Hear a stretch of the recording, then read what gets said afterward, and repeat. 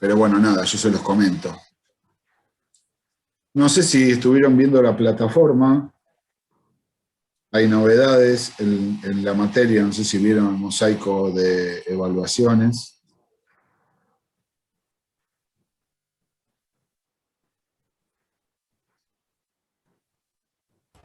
Sí, profe, cargó las fechas del parcial, trabajo práctico y los recuperatorios. Claro, ahí están todas las fechas. El 27 Sí, del 5. El 27 del 5 es el parcial. Me voy a compartir. A ver. Eh,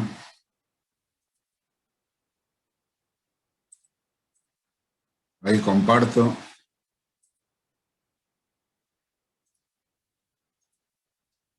A ver. Ahí están las evaluaciones.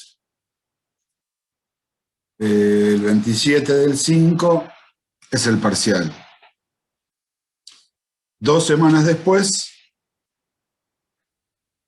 es el recuperatorio. Y 2 semanas después del recuperatorio, el 24 sería la fecha límite del recuperatorio del trabajo práctico, porque el día del recuperatorio también es la fecha límite para entregar el trabajo práctico. Esto no quiere decir que lo tengan que entregar el 10 del 6. Esto se puede entregar antes. Es más, conviene que lo entreguen antes, porque de esa forma yo puedo verlo con anticipación y si de repente hay algún punto para observar, algo que se puede mejorar y demás, van a contar con el tiempo de poder arreglarlo. O sea, si de repente no entregan justo el mismo día, bueno, si está bien, está bien. Y si no, bueno, van a tener que recuperar, ese es el tema, y no estaría bueno llegar a ese punto. Por eso conviene entregarlo antes. Obviamente que el trabajo práctico técnicamente lo tendría que entregar, lo tendría que subir a la plataforma el 27 del 5, pero la idea es que ya primeros días de mayo subir el trabajo práctico a la plataforma. Y así tienen tiempo para hacerlo, así cuentan con el tiempo de hacer un buen trabajo práctico. Pero para poder subirlo los primeros días de mayo, yo necesito que para esa fecha estén armados los grupos, o por lo menos definido quién quiere hacerlo en forma individual, ¿se entiende, no? ¿Se acuerdan que había hablado van a ser 3 temas distintos el trabajo práctico? Lo ideal sería que el curso se divida en 3 grupos. Y de no ser así, si alguien lo quiere hacer en forma individual, no hay problema.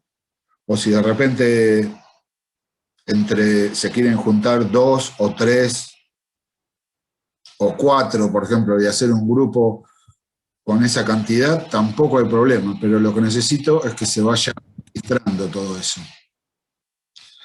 El canal que vamos a usar para armar los grupos, para que me informen los grupos que se van armando, va a ser un foro, que el foro, si no me equivoco, ya está abierto.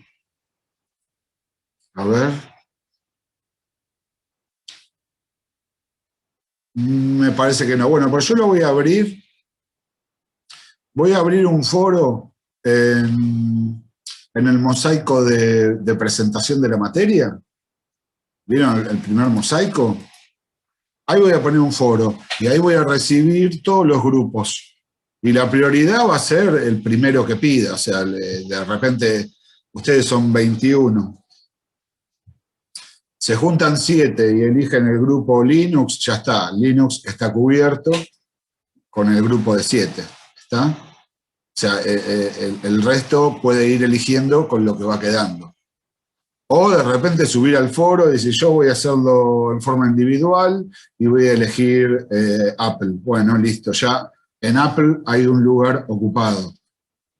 O sea, calculen como máximo 7 personas por tema. O sea, 7 para Windows, 7 para Apple y 7 para Linux.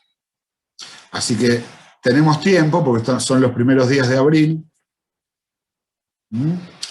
Tenemos tiempo para que se vayan organizando, se vayan agrupando.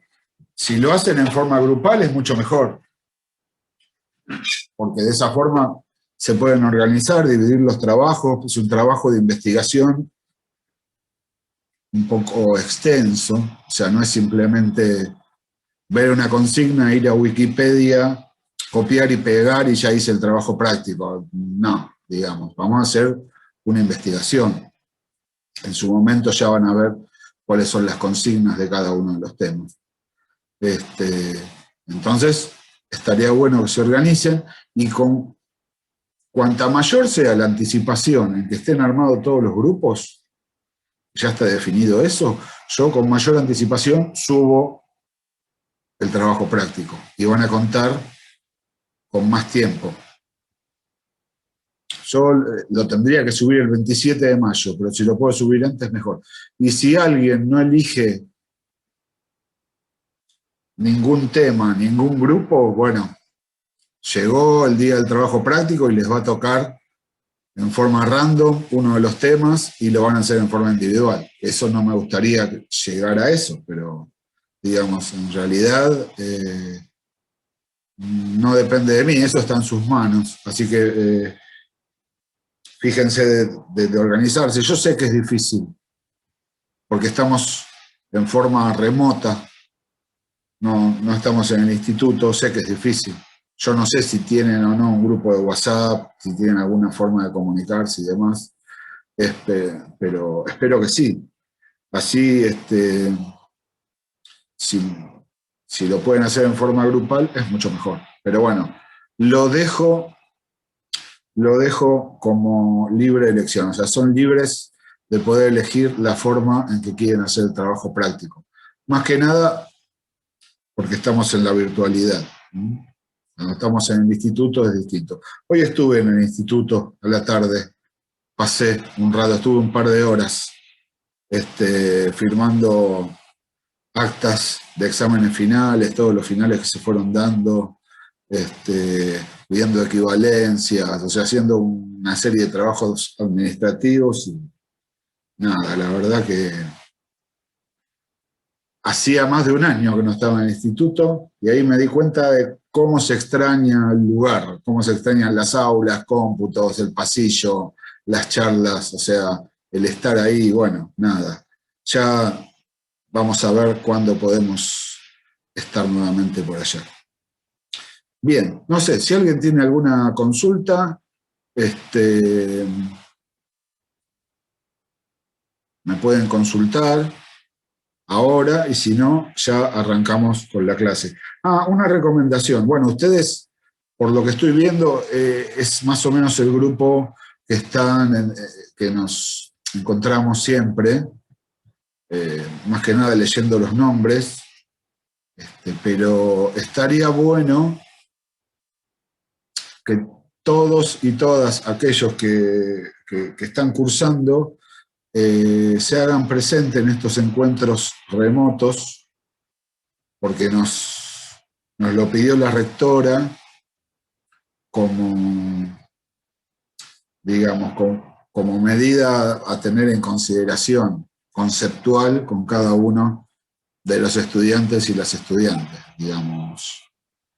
Puede llegar el día del parcial y encuentro 2 parciales que están ahí más o menos, pero si una de las personas estuvo en todos los Zoom participando, preguntando, opinando, y otra persona no apareció nunca, obviamente no voy a tomar la misma consideración. O si de repente incluso una persona aparece, el rectángulo negro, el nombre, cámara apagada, micrófono apagado, no hace ni una pregunta, y yo no sé si está o no está esa persona, ¿se entiende, no? No es lo mismo, no es lo mismo. Con esto no les estoy diciendo, o sea, nada, o sea, somos grandes, ustedes son libres de elegir si participar o no y de la forma en que van a participar o no. O sea, yo no obligo a nada. Simplemente les comunico qué fue lo que nos dijo a los profes la rectora. Nada más, eso. Así que bueno, si no hay preguntas, arrancamos con la clase de hoy, que es un poco extensa. Se nos va a ir más de un bloque, seguro. Profe. Hola, Dalma, ¿cómo estás? Bien, acá, estoy en el auto. ¿Se me cortó justo la parte de que iba a hacer un foro para el tema de los grupos? ¿O sí, no sí. entendí nada? Bueno, no te hagas problema, mira, esto se está grabando todo. Ok. Así que yo entiendo que ya para mañana va a estar la grabación de la clase disponible, el enlace, y ahí lo vas a poder escuchar. Nada, simplemente el foro va a ser el canal en el cual yo me voy a informar de cómo ustedes van a ir formando los grupos para el trabajo práctico. Ah, listo, listo. Genial. ¿Está? Sí, gracias. No, por favor. ¿Alguien tiene alguna pregunta más para hacer? No. Bueno, bárbaro. Entonces vamos a arrancar con la clase de hoy, que es memoria principal. Bueno, ya vimos en la clase anterior una pequeña definición de memoria principal. No sé si la recuerdan o no sé si de repente alguien me quiere comentar lo que ustedes entienden ahora por memoria principal. Cuando alguien les menciona memoria principal, ¿ustedes en qué piensan? No les pido una definición, sino simplemente una charla con sus palabras. ¿Qué me pueden decir ustedes de qué es la memoria principal de una computadora? Es parte del sistema central de la computadora. Muy bien. Se almacena la RAM y la ROM. Muy bien, está constituido por la RAM y por la ROM. Esas son las características principales. Son parte del sistema central y se puede considerar la memoria principal como la memoria RAM complementada con la memoria ROM. Cuando decimos memoria RAM y memoria ROM, creo que todo el mundo, todos sabemos de qué estamos hablando, a qué nos estamos refiriendo, porque a medida que vayamos avanzando con la cursada, vamos a notar que distribuidos en distintos lugares del sistema central de una computadora, nos vamos a encontrar con otros dispositivos RAM, otras memorias RAM, y también nos vamos a encontrar con otras memorias ROM. Lo que pasa que cuando uno dice memoria RAM a secas, o memoria ROM a secas, creo que ahí nos estamos refiriendo precisamente a la RAM y a la ROM que constituyen la memoria principal. O sea, la RAM va a ser ese dispositivo que pueda contener, que pueda almacenar en forma transitoria todas aquellas instrucciones que van a ser ejecutadas. O sea, cuando digo instrucciones que van a ser ejecutadas, me refiero a programas,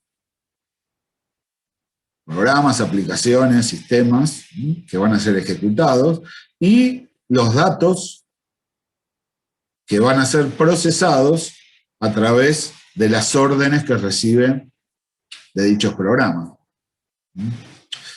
O sea, es una memoria que puede almacenar en forma temporal datos e instrucciones, datos que se van a procesar instrucciones que se van a ejecutar. Y al mismo tiempo, la memoria RAM es la que va a almacenar también en forma temporal todos aquellos resultados que va emitiendo el procesador, o sea, la información. El resultado de los procesos de datos que son llevados a cabo por el procesador, esos resultados también se van a almacenar temporalmente en la memoria principal, para luego salir al exterior a través de un periférico. A través de un periférico. Esos datos es la información que produce, o sea, esos resultados, mejor dicho, es la información que produce el procesamiento de los datos. Eso en cuanto a RAM. Y la ROM es una pequeña memoria que contiene básicamente... ¿Qué cosa contiene la ROM básicamente? ¿Qué es lo que hace la ROM? El trabajo principal de la ROM.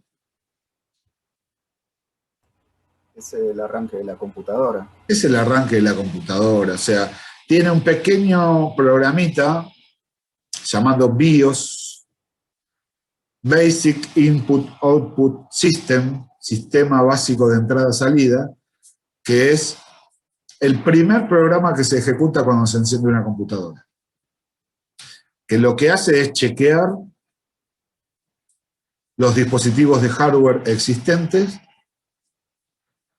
chequea los dispositivos, chequea que funcionen correctamente y se encarga de cargar en la memoria RAM los archivos de sistema, o sea, el sistema operativo, sea cual fuere, se encarga de cargarlo en memoria, porque todo programa que deba ser ejecutado, en primer lugar, necesita estar cargado en la memoria principal. ¿Está? Entonces, el BIOS es ese programita que me va a cargar el sistema operativo en la RAM. ¿Está? Entonces, dicho esto, acá tenemos el esquema general y acá tenemos específicamente este bloque que simboliza a la memoria principal, que como ya dijimos recién, está constituida por la RAM y por la ROM.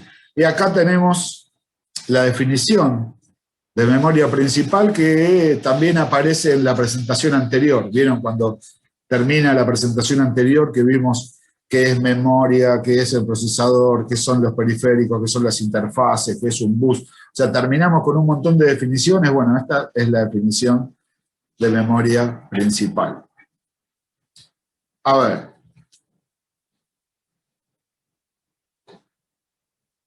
Esta es una representación que tenemos entre memoria principal y procesador, y la forma en que se vinculan entre ellos. Acá arriba este bloque representa el procesador, el CPU. Todos estos bloquecitos acá que parecen ladrillos apilados uno encima de otro, representa una porción de la memoria principal. Y acá, entre ellos, tenemos 3 líneas de comunicación, que son las que vinculan estos 2 dispositivos y otros, además, y vamos a ver qué es lo que hace cada una. Pero antes de seguir vamos a describir un poco, o sea, cómo está organizada la memoria, cómo se organiza la memoria principal. Dentro del sistema central de una computadora, todos los valores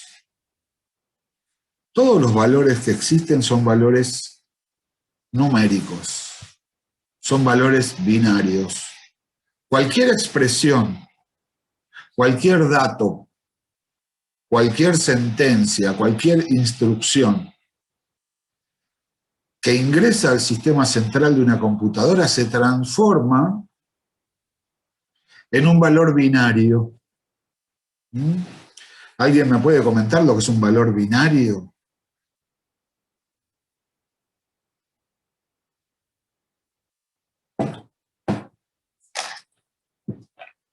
Un valor binario es una forma de representar una expresión.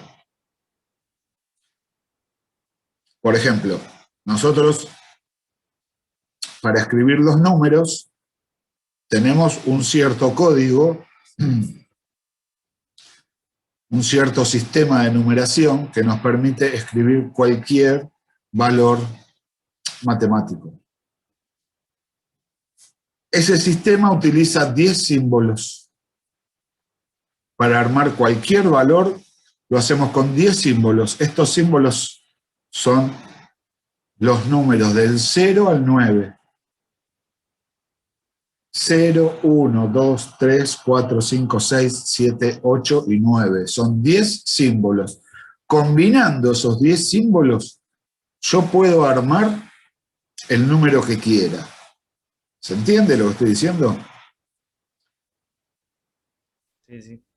Entonces, el valor, un número, es algo abstracto. Es una idea.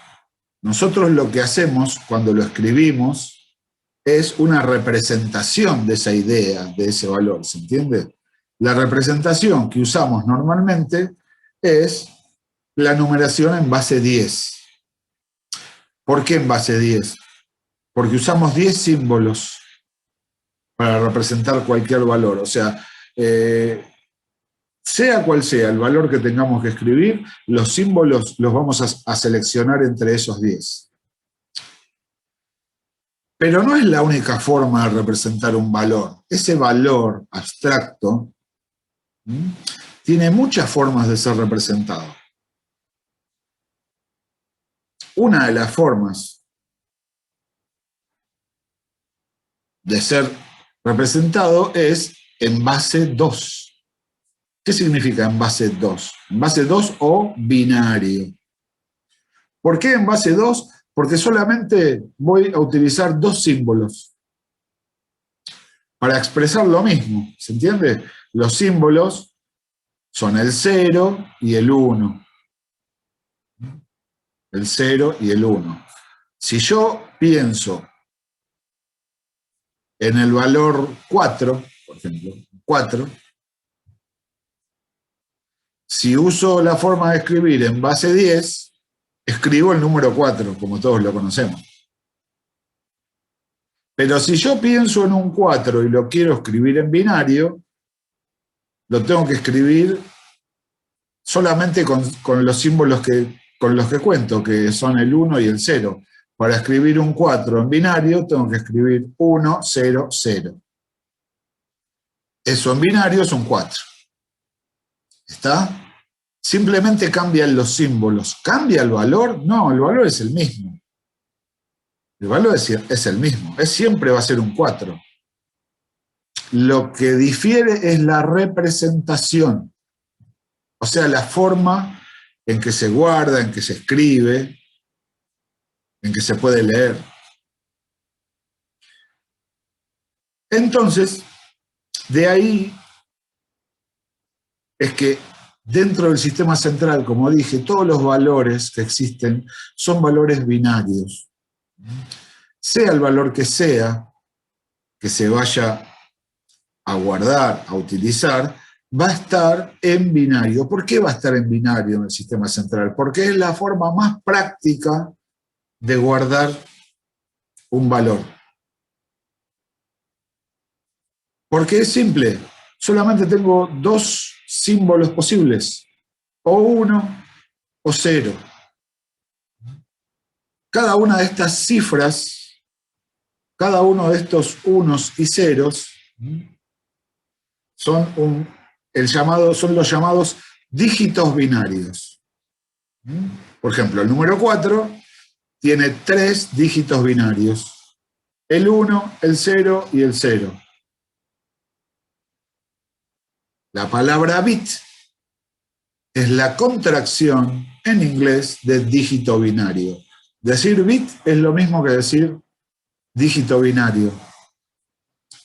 Porque yo tomo el término dígito binario en inglés y es binary digit. Entonces tomo las 2 primeras letras B y la última, T, o sea, saco todo lo demás, no es una sigla, es como una contracción. Y de ahí sale el término bit. Bit es una forma de decir dígitos binarios. Bien. Pero entonces, volvemos a la pregunta de hace un ratito. ¿Cómo organizamos la memoria principal? La memoria principal está organizada en registros. Un registro es una celda que puede almacenar valores. Todas las celdas o registros que constituyen la memoria principal tienen la misma capacidad de almacenamiento, todas. Cada una puede almacenar 8 bits. El conjunto de 8 bits constituye un byte. Quizás todo lo que estoy diciendo ahora es un poco el repaso quizás lo vieron con Fabián en Introducción a la Informática, ¿no? Nunca está de más volver a verlo. En parte, sí. Por eso, o sea, acá igual me gusta arrancar bien desde abajo como para tener todo bien clarito. Entonces, podemos decir que la memoria principal está organizada en conjuntos de bytes. Cada celda, cada registro, cada posición o cada dirección de memoria constituye un byte de información, o sea, un conjunto de 8 bits. A cada una de estas posiciones se le llama dirección de memoria. Cada uno de estos registros es una dirección de memoria. Y cada una de estas direcciones tiene un número asociado, o sea, cada posición tiene una dirección asociada, o sea, un valor, un número, es una especie de DNI. Una especie de DNI. Es un valor que no se va a repetir. Comenzando desde la dirección 0 hasta la dirección que sea. Ahí ya depende de qué cosa, de la capacidad de memoria de esa computadora. Algunas tienen más cantidades de direcciones y otras menos cantidad de direcciones. ¿Cómo sé yo cuántas direcciones tiene la memoria principal de la computadora que yo estoy usando?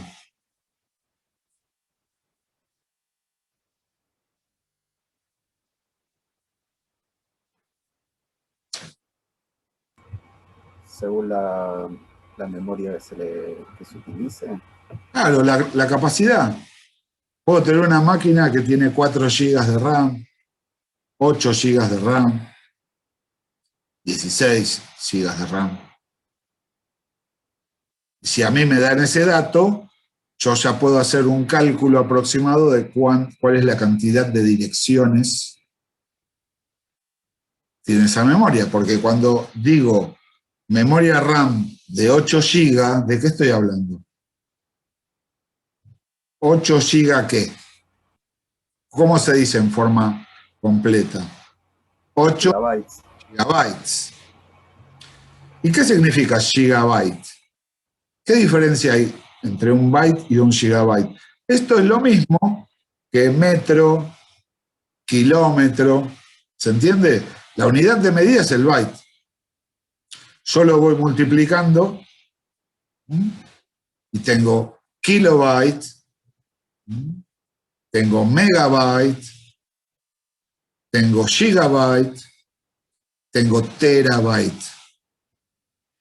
La diferencia con las unidades de medidas decimales es que aquí, en vez de multiplicar por 1000, multiplicamos por 1024. ¿Está?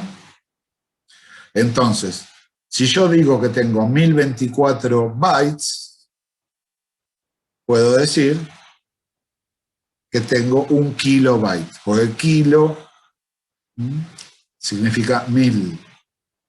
Es 1024 en realidad. No hace falta saber el número exacto, pero sí está bueno tener una idea. ¿Está? 1 kilobyte son 1024 bytes. Si yo tengo... ¿Y cómo paso a megabyte? Si yo tengo 1024 kilobytes, o sea, subo 1000 más, en realidad 1024, tengo 1 megabyte. ¿Cuánto es 1 megabyte? 1024 por 1024. Es un poquito más que 1.000.000 de bytes. No sé el número exacto y no voy a hacer la cuenta. No tiene sentido. Si alguien la quiere hacer, bienvenida o bienvenido. Pero me conformo con saber que si tengo 1 megabyte, estoy teniendo un poquito más que 1.000.000 de bytes. Es 1.000.000 y monedas. ¿Está? Y si yo tengo 1024 megabytes, ¿qué es lo que tengo? 1.000.000.000 de bytes. O sea, un poquito más que 1.000.000.000 de bytes. Es 1 gigabyte.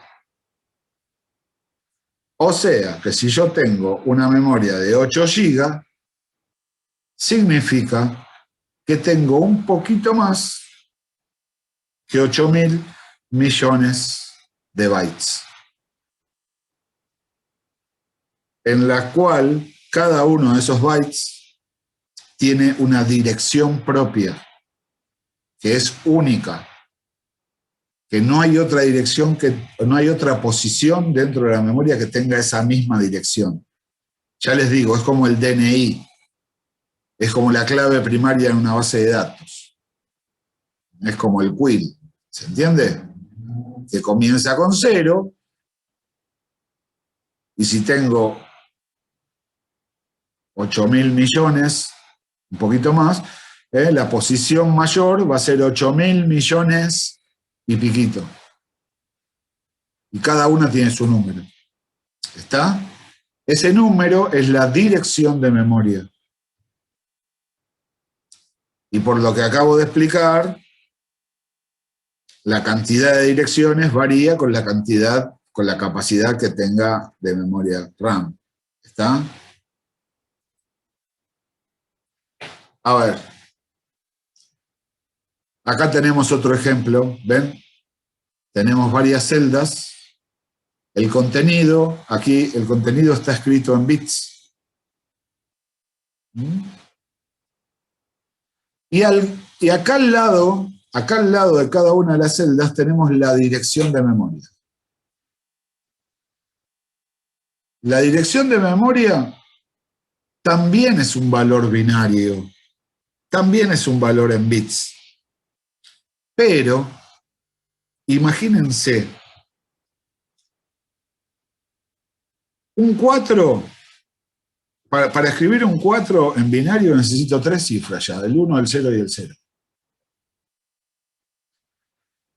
Y así, a medida que voy avanzando, como solamente tengo 2 símbolos, para cada número necesito más y más combinaciones, voy a necesitar más y más cifras. Si yo tuviera que escribir el valor 8.000.000.000 en binario, tendría un número larguísimo, una continuidad de ceros y unos enorme. Que además, si yo lo veo escrito, no me dice nada, a no ser que sea un maestro, un capo de la interpretación en binario, que no lo soy, que nunca conocí a nadie que sea así. O sea, que lea en binario y ya sepa de qué número estamos hablando. ¿Se entiende eso? O sea, es una seguidilla de unos y ceros sin sentido. Fíjense, ahí tenemos algunos ejemplos. Cada uno de estos es un byte. ¿Alguien me puede decir qué valor es cada uno de estos? Digamos, no sé. Tendría que ponerme a hacer un cálculo. Cuando yo estudié sistemas, nos hacían hacer el cálculo, el cambio de base. pasar de base 2 a base 10, de base 10 a base 2, como si eso me hubiera servido de algo en la carrera, no me sirvió para nada. Y me tomaron un parcial de esos ejercicios, ¿se entiende? O sea, y no me aportó nada en todos mis años de profesión. Por eso yo he decidido sacar eso, o sea, no los voy a torturar con ese tipo de cosas, los voy a torturar con otro tipo de... No, perdón, no los quiero torturar, o sea, porque además no les sirve. Yo les quiero, o sea, ¿el objetivo cuál es? Que todo este contenido les sirva en forma profesional. ¿Está? Después de cursar esta materia, no vamos a ser expertos en computadoras, soportes técnicos que saben todo lo que pasa, esos ingenieros que pueden dar forma a una nueva computadora. No es el objetivo, pero sí vamos a tener los conocimientos mínimos como para saber qué es lo que pasa dentro de la computadora cuando nosotros la estamos usando. Si llegamos a ese concepto, si llegamos a tener esa idea, bueno, ese es el objetivo de la materia. Y se corta, se está cortando el Zoom. Salimos y entramos y seguimos. ¿Dale? Bien, profe. Sí. ¿Alguien me quiere hacer una pregunta con lo que voy diciendo? ¿Más o menos lo tienen? ¿Quedan dudas? Pregunten, sin vergüenza, por favor. Hagan de cuenta vamos a hacer de cuenta una cosa. Vamos a suponer que ustedes son alumnos y yo soy el profe. Un momento. Precisamente. Entonces, pregunten, sin problema. Entonces, ¿se entiende cómo está organizada la memoria principal?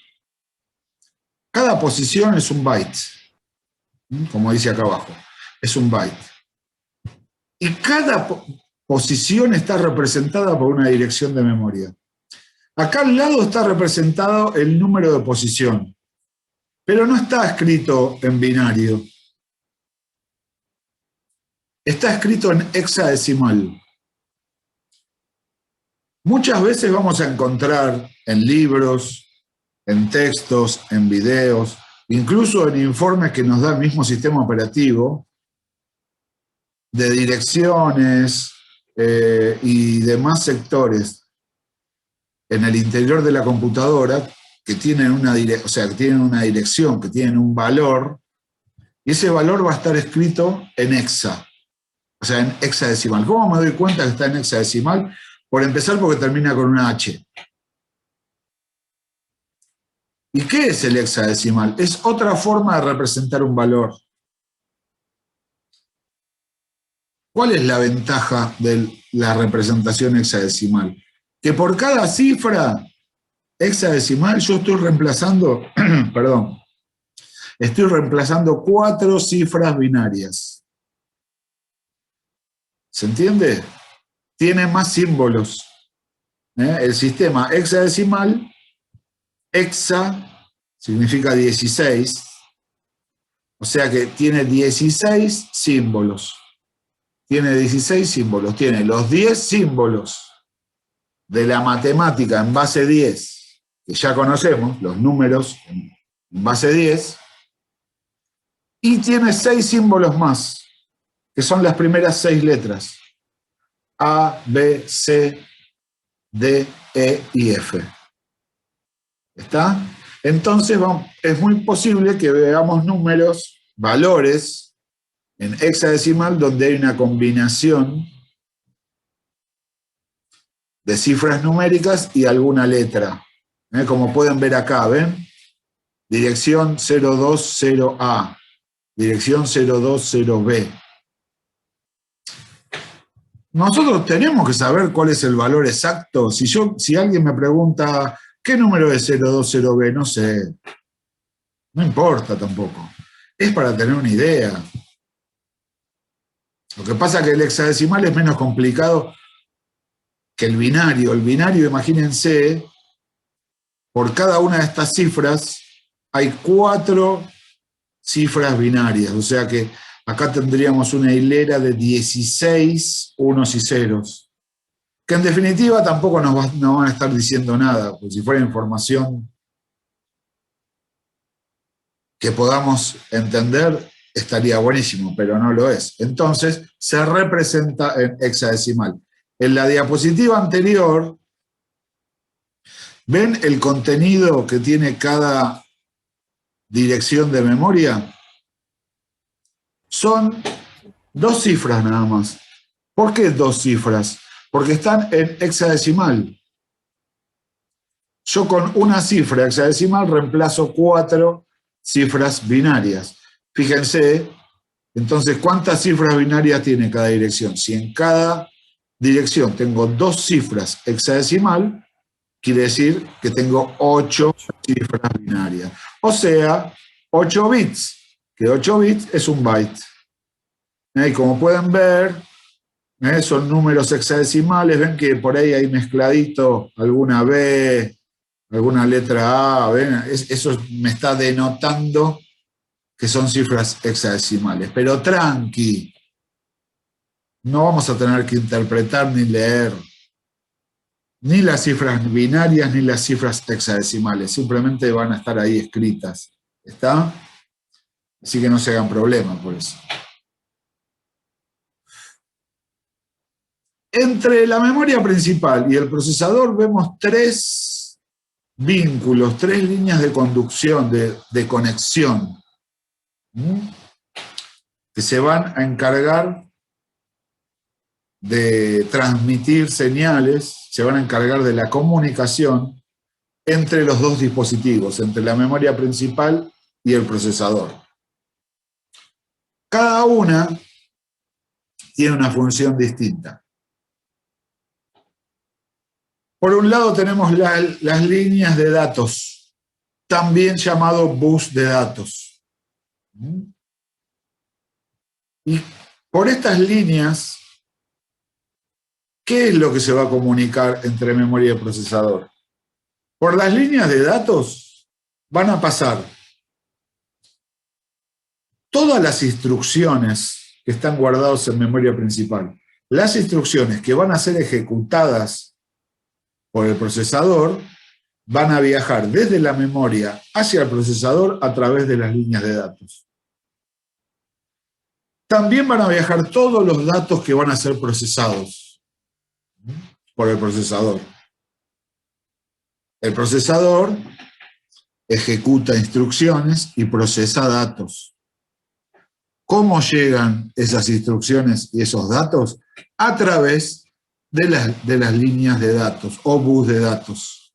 ¿Está?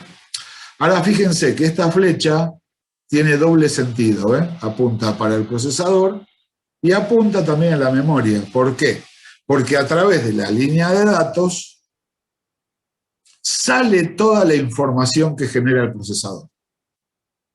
Todos los resultados del procesamiento de esos datos, esos resultados se transforman en información y, como dije hace un rato, antes de salir al exterior, primero se van a almacenar temporalmente en la memoria principal. ¿Por dónde van a viajar? Desde el procesador a la memoria principal a través de las líneas de datos. ¿Está? O bus de datos.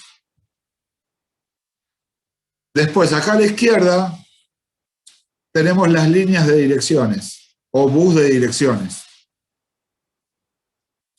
El bus de direcciones tiene mano única, tiene un solo sentido. Y es desde el procesador hacia la memoria principal. Siempre la comunicación se genera en el procesador y llega a la memoria principal. No es como las líneas de datos donde va y viene. ¿Está? Se apunta a la línea principal. ¿Y qué valores viajan en el bus de direcciones? ¿Qué valores viajan? Valores de direcciones de memoria. Son los valores de aquellas direcciones de memoria a las cuales el procesador quiere acceder. ¿Y por qué el procesador puede querer acceder a una posición de memoria? ¿Para hacer una lectura o para hacer una escritura? En memoria. Para hacer una lectura significa que el valor que está en la dirección que viaja en la línea de direcciones, ese valor, ven que por ejemplo acá la línea de direcciones está apuntando a la dirección 0207. Quiere decir que por la línea de direcciones viajó este valor.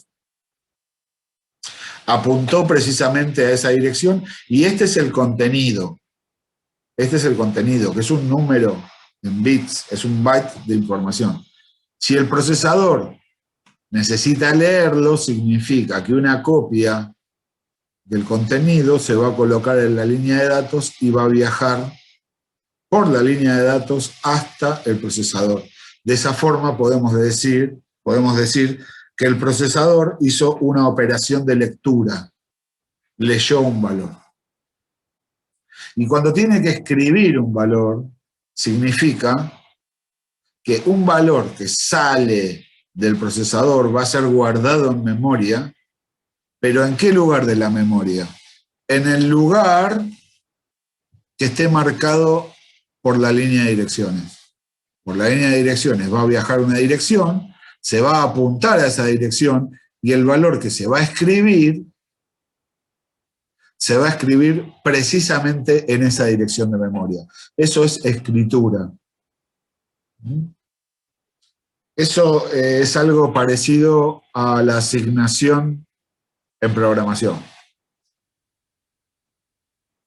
Cuando escribimos una asignación, la expresión que está a la derecha del símbolo de asignación, el resultado de eso se va a guardar en el contenido de la variable donde estamos asignando. ¿Qué pasa con el valor anterior de la variable? Lo pisa el nuevo valor. Lo pisa, se pierde. Lo mismo pasa con las posiciones de memoria RAM. Cuando el procesador escribe en una posición de memoria, lo que teníamos antes se perdió, se pisó. ¿Está? Y por último tenemos una línea llamada línea LE. Línea de lectura y escritura. Es un bus de control. Es un bus de control. ¿Y qué es lo que hace la línea LE? Habilitar. Va a habilitar o una operación de lectura o una operación de escritura. Recién hablé de las operaciones. Las operaciones son llevadas a cabo por el procesador. El procesador puede necesitar hacer una lectura en memoria o hacer una escritura en memoria. Y la línea LE es la que va a habilitar o la lectura o la escritura. Ya vamos a ver los detalles de cómo se hace cada una de ellas. ¿Está? Entonces, dijimos, los valores dentro del sistema central están constituidos son valores binarios. ¿Por qué los valores son binarios? No para arruinarnos la existencia y hacernos las cosas difíciles, sino porque en realidad, en términos técnicos, es mucho más fácil guardar valores binarios que valores en base 10. ¿Por qué? Porque es muy sencillo. Yo tengo un cable. Si por ese cable pasa electricidad, en ese cable hay un 1. Si en ese cable no pasa electricidad, en ese cable hay un 0. ¿Está? Con las celdas pasan lo mismo. Con las posiciones de memoria pasan lo mismo. Imaginemos que cada posición de memoria es un conjunto de 8 bombitas, de 8 lamparitas. La lamparita puede estar apagada o encendida. Si la lamparita está encendida, está guardando un 1. Si la lamparita está apagada, está guardando un 0. Muy simple. ¿Hay corriente? No hay corriente. ¿Se entiende? Entonces, dijimos, En cada posición de memoria hay un byte, o sea, un conjunto de 8 bits. Y las líneas de datos, las líneas de direcciones y la línea LE, las podemos considerar. Físicamente no son así, pero imaginemos que son un conjunto de cables que están pegaditos uno al lado de otro. Y por ese cable puede pasar o no pasar electricidad. Si pasa electricidad, en ese cable se está transmitiendo 1-1, como pueden ver acá. Y si no pasa electricidad, se está transmitiendo un 0. De esa forma, ese conjunto de cablecitos constituyen un bus. En este caso, la línea de datos, el bus de datos. ¿Está? La cantidad de cablecitos, bien entre comillas, porque físicamente no son cablecitos, pero imaginémoslo así. La cantidad de cablecitos que tiene la línea de datos me constituye lo que se conoce como ancho de bus. El ancho de bus es la cantidad de información que se puede transmitir en una sola operación. Por eso, el ancho de bus siempre va a ser un múltiplo de 8. El ancho de bus puede ser de 8 bits, de 16 bits, de 32 bits, y siempre duplicando. O de 64 bits. ¿Nunca escucharon hablar? Pero esto, ¿en cuánto trabaja? ¿En 32 o en 64? Entonces, tengo que bajarlo para el Windows 10 de 64 bits. ¿Por qué? Porque físicamente mi línea de datos tiene un ancho de bus de 64 bits.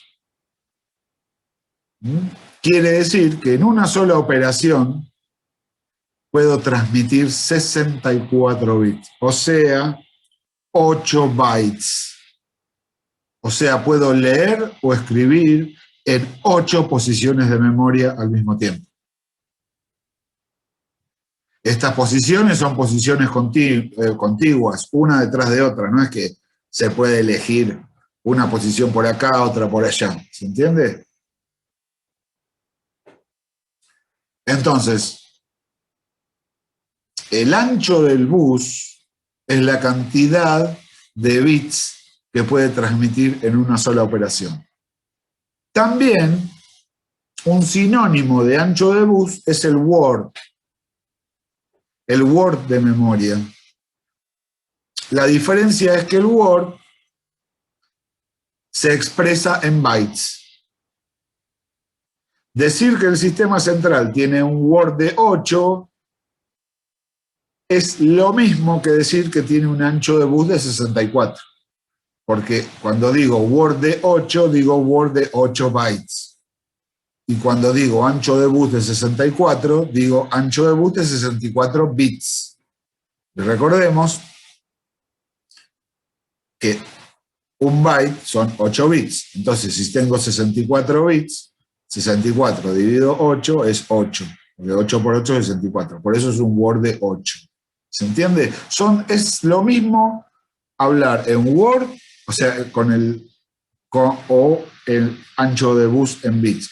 Lo que sí hay que tener bien en claro, que si estoy hablando de ancho de bus, lo voy a expresar en bits. Si voy a hablar de word, lo voy a expresar en bytes.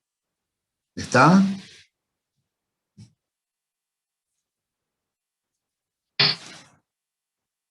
Entonces, hace un rato les dije cuáles son las operaciones que puede hacer el procesador sobre la memoria principal.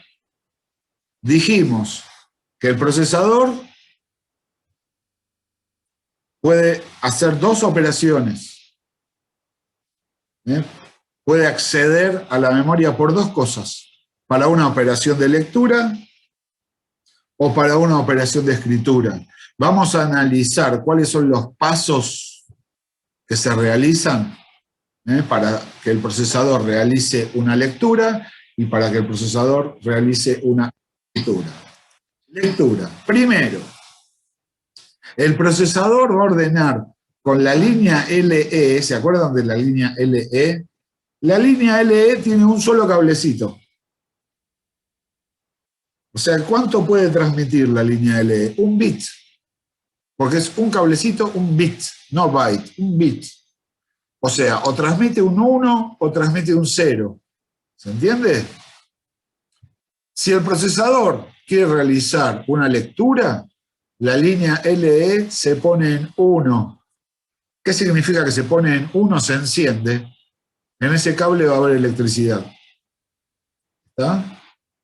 Entonces, el procesador habilita que va a realizar una lectura poniendo la línea LE en 1. Pues, el procesador va a colocar en las líneas de direcciones, en el bus de direcciones, el valor de la dirección de memoria a la que quiere acceder. ¿Está? ¿Vieron, como yo les había mostrado en el otro gráfico, cómo por la línea de direcciones viajaba una dirección de memoria hasta encontrar la que coincide número con número? Bueno, acá es eso. El procesador va a poner una dirección de memoria. Una sola. Pero, profe, si el sistema tiene un Word de 8, significa que se va a leer 8 posiciones. Que el procesador va a leer 8 posiciones de memoria.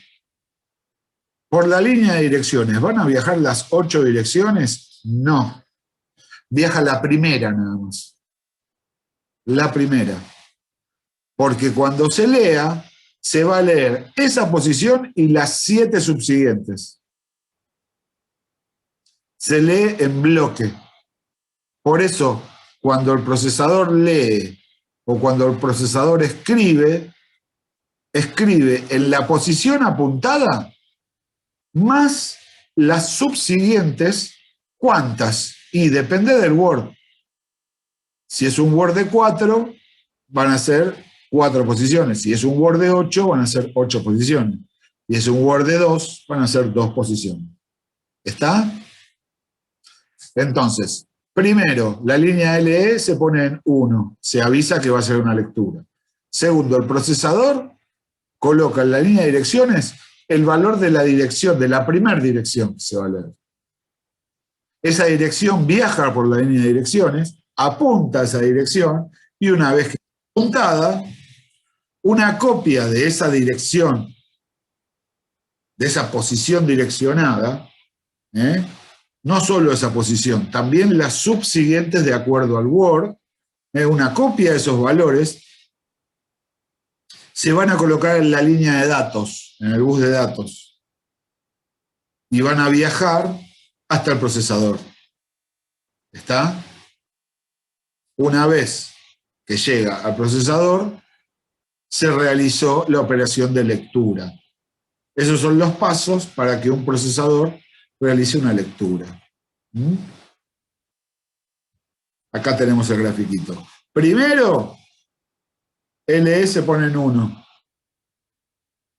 Segundo paso, el procesador va a poner en la línea de direcciones, va a poner el valor que quiere direccionar. Va a viajar hasta que apunta justamente a ese valor.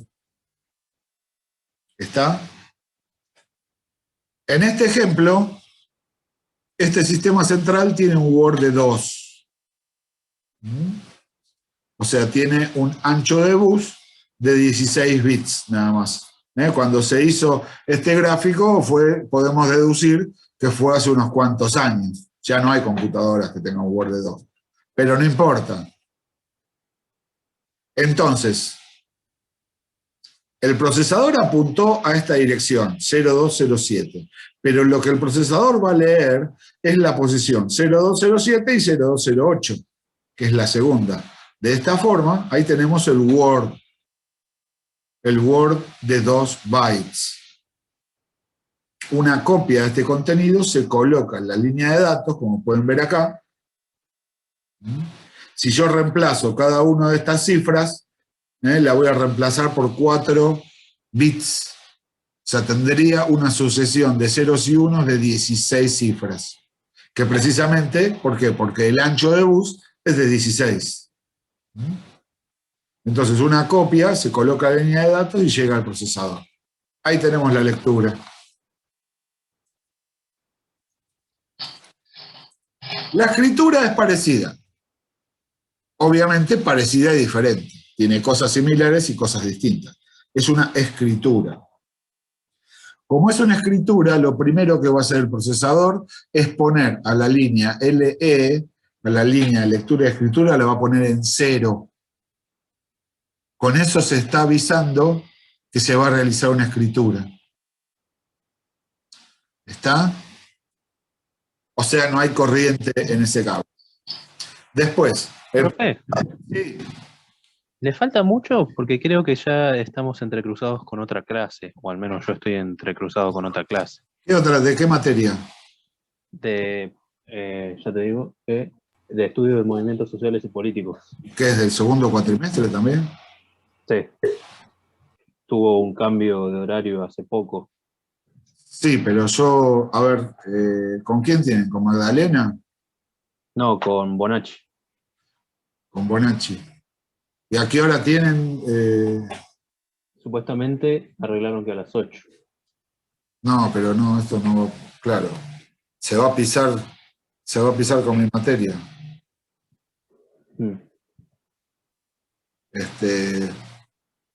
Estamos en la mitad de la clase de hoy. Estamos en la mitad. No sé qué hora es. Son las 8:05. ¿Todo el mundo tiene que ir a cursar con Bonacci ahora? Creo que la mayoría sí. Sí. Sí, profe. Bueno, acá tenemos un problema.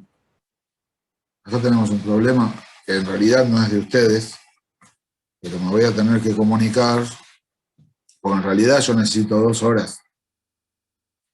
O sea, de 7 a 8 no me alcanza. Las 2 primeras clases fueron cortitas, pero acá estamos en la mitad. Si no, no llegamos con el contenido. No, igual, profe, está bien, siga usted y bueno, Bonacci, después nos conectamos cuando termine esta materia. No, pero yo no quiero que falten a otra clase porque están cursando conmigo. O sea, yo no sé. Claro, pero el horario de esta materia es este. Siempre lo fue. Siempre es los días, la presencialidad se da los días jueves desde la primera hora, digamos. Porque antes tenía otro horario. Con Bonacci los martes. Claro, pero los jueves tenemos... ¿no? Profe, si no, podríamos entrar un poco antes, porque ahora estamos entrando a las 7 en su clase. Podemos entrar 6:30 la próxima, si no. Y ahí ganamos media hora. Sí, igual no estaría alcanzando. A mí me complica porque yo vengo de otro trabajo. Ah, Tendría que hacerlo todas las apuradas. claro, sí, sí. Puedo llegar a arreglar eso. Igual no estaría solucionando el tema porque yo necesito... O sea, van a haber clases que necesito 2 horas. No todas. No todas. No sé, bueno, vayan. Yo la verdad que... A ver, el primer jueves... Y todo lo que pasó nunca... O sea, no es culpa de nosotros. El primer jueves yo tenía mesa de distancia. Me pusieron a mí esa fecha. Era inapelable. Ahí ya perdimos una clase. El jueves pasado fue feriado. O sea, ya de 16 clases pasamos a 14. Una va a ser para el parcial. Otra va a ser para el recuperatorio del parcial. O sea que nos quedan 12. Y en junio está el 17 de junio, que es otro feriado más. Otra clase menos. ¿Se entiende? Claro, igual si no era, yo no sé por qué arreglaron de empezar a las 8, porque esta clase es hasta 8:30, ¿no? No. O hasta las 9. Esta clase es de, por lo menos, o sea, la idea es de 7 a 9. Ah, Ok. Ok. Porque si no, ahora le comentamos al profe. No, Porque pero capaz que- está, yo la verdad, voy a ver si lo puedo cambiar de 6:30 a 8:30, pero igual necesito hasta de 8 a 8:30 lo voy a necesitar. Pero bueno, ustedes no se hagan problema por esto, porque yo me comunicaré con Bonacci, con el director, a ver de qué forma lo podemos solucionar, como para que ustedes no tengan, o sea, para que no haya este tipo de superposiciones. Bueno, no sé, cortamos. Cortamos. Lástima que no vamos a llegar. O sea, a este ritmo no llegamos. Esto ya se lo voy diciendo. Pero vamos a ver si para el jueves que viene lo podemos solucionar. Quizás ya desde el jueves que viene empecemos a las 6:30. Sea una cosa, sea la otra, se van a enterar porque les voy a mandar un mensaje a través de la plataforma. ¿Está? Bueno, Bueno, Buenísimo, profe. vayan a la clase de Bonacci y vemos cómo seguimos la semana que viene. bueno, profe. Bueno, muy bien, profe. Tenga buena Gracias. semana. Nos vemos, buena semana, hasta luego. Chao, profe.